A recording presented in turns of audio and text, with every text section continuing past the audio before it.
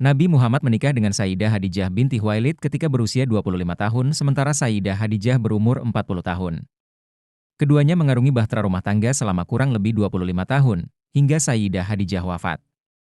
Dalam rentang waktu itu, Nabi Muhammad berumah tangga secara monogami hanya dengan Sayyidah Khadijah saja dan tidak menikah dengan wanita lainnya. Sebelum dipersunting Nabi, Sayyidah Khadijah sudah pernah menikah 2 kali. Pertama, dengan Atik bin Abid dan memiliki seorang putra bernama Abdullah. Kedua, dengan Abu Halah, Hind bin Zurarah dan memiliki 3 orang anak, yaitu Hind, Al-Harits, dan Zainab. Setelah suami pertama meninggal, Sayyidah Khadijah baru menikah dengan suaminya yang kedua. Begitupun ketika menikah dengan Nabi Muhammad. Sebagai seorang saudagar kaya dan terhormat meskipun sudah pernah menikah 2 kali, Sayyidah Khadijah disenangi banyak laki-laki. Banyak pria yang berminat untuk mempersuntingnya. Namun, pilihan Sayyidah Khadijah malah jatuh kepada Nabi Muhammad. Seorang pemuda yang secara harta tidak kaya-kaya amat.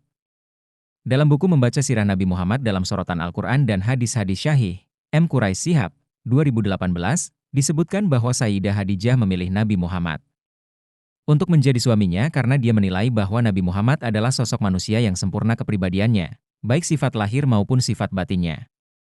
Bukan karena penampilannya secara sepintas. Menerima wahyu pertama. Nabi Muhammad SAW pertama kali menerima wahyu ketika usianya 40 tahun. Saat itu, beliau yang sedang berhalwat atau bertahanus di Gua Hira menerima wahyu yang pertama, yaitu Al-Quran Surat Al-Alaq ayat 15, dari Malaikat Jibril pada malam ke-17 Ramadan atau bertepatan dengan 6 Agustus 610 M. Peristiwa itu sekaligus menjadi tanda bahwa beliau sudah diangkat menjadi Nabi dan Rasul Allah. Setelah kejadian itu, Nabi Muhammad langsung pulang ke rumah dengan keadaan takut dan gemetaran. Beliau menceritakan yang dialaminya kepada sang istri, Sayyidah Khadijah. Dia kemudian mengajak Nabi untuk menemui pamannya, Warakah bin Naufal, seorang penganut agama Nasrani yang mengenal Injil. Dengan segala pengetahuannya, Warakah membeberkan kalau lelaki yang datang kepada Nabi Muhammad di Gua Hira adalah An-Namus, Jibril, sama seperti yang datang kepada Musa dahulu. Warakah juga memperingatkan kalau nantinya Nabi Muhammad akan didustakan, diganggu, diusir, dan diperangi oleh kaumnya sendiri. Setelah itu, Nabi Muhammad menerima wahyu dari Allah melalui malaikat Jibril secara bertahap selama 23 tahun, hingga beliau wafat. Tidak hanya ayat-ayat Al-Quran, wahyu yang diturunkan Allah kepada Nabi Muhammad juga berupa hadits-hadits qudsi. Mendakwahkan Islam di Makkah. Apa yang dikatakan Warakah benar terjadi di kemudian hari. Pada saat awal-awal mendakwahkan Islam di Makkah, Nabi Muhammad mengalami gangguan, tentangan, pendustaan, pengusiran, dan bahkan upaya pembunuhan. Semula Nabi Muhammad mendakwahkan Islam secara diam-diam. Ia mengajak keluarga dan saudara-saudaranya untuk memeluk Islam.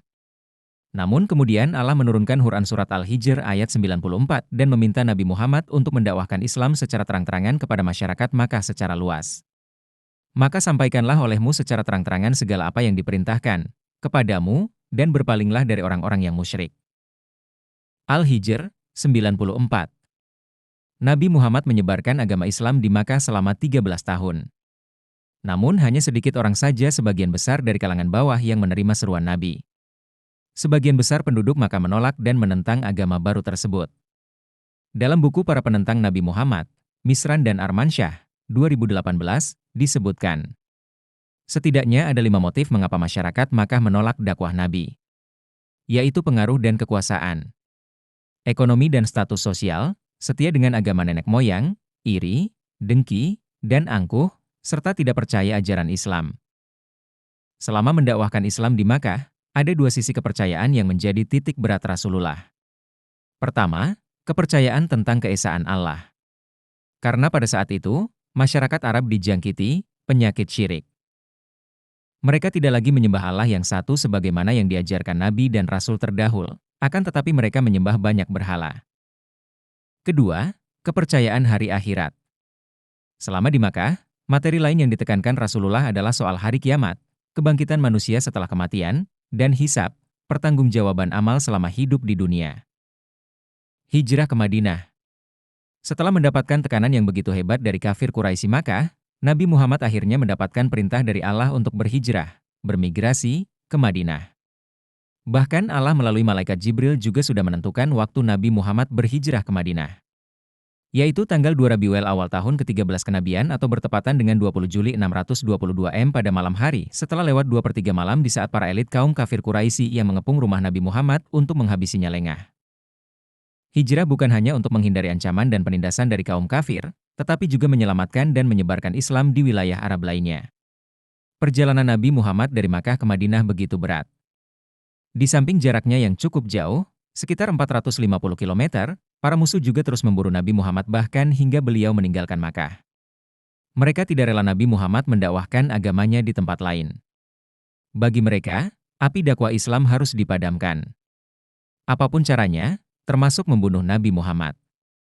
Pada saat hijrah ke Madinah, Nabi Muhammad ditemani oleh Abu Bakar As-Siddiq. Sementara umat Islam lainnya sudah lebih dahulu berangkat ke Madinah. Untuk mengelabui musuh, Abu Bakar menugaskan budaknya yang bernama Amir bin Fuhaira untuk menghapus jejaknya dan Nabi Muhammad. Sementara Abdullah bin Arqad yang waktu itu belum masuk Islam ditugaskan sebagai penunjuk jalan. Dipilihnya Madinah sebagai tempat berhijrah juga tidak lepas dari beberapa penduduk Madinah yang sudah berbayat kepada Rasulullah dalam bayat Akabah pertama dan kedua. Tentu itu menjadi modal bagus bagi Rasulullah dan umat Islam. Namun selain dua hal itu, mungkin saja ada hal-hal lainnya yang menyebabkan mengapa Madinah yang dipilih sebagai tempat berhijrah. Dalam buku Membaca Sirah Nabi Muhammad dalam Sorotan Al-Quran dan Hadits-Hadits Syahih, 2018, M. Quraisy Shihab menyebutkan bahwa dipilihnya Madinah sebagai tempat hijrah. Karena kota tersebut memiliki beberapa keistimewaan dibandingkan dengan kota lainnya. Pertama, penduduknya, suku Aus dan Khazraj, memiliki sikap ramah. Kedua, penduduk Madinah memiliki pengalaman berperang. Suku Aus dan suku Khazraj, ditambah komunitas Yahudi Madinah, tidak pernah akur. Pengalaman berperang ini menjadi sesuatu yang penting untuk menjaga ajaran agama Islam. Ketiga, Nabi Muhammad memiliki hubungan darah dengan penduduk Madinah, yaitu Bani Najjar. Keempat, letak Madinah yang strategis. Sebelah timur dan barat Madinah merupakan sebuah wilayah yang terjal, terdiri dari dataran tinggi, dataran rendah yang penuh dengan bebatuan yang keras. Hanya dari sisi utara Madinah yang menjadi wilayah terbuka. Hal ini menyulitkan siapapun terutama musuh untuk memasuki kota Madinah. Demikianlah biografi Nabi Muhammad yang menjelaskan tentang pernikahan Nabi Muhammad dengan Sayyidah Khadijah hingga hijrah ke Madinah.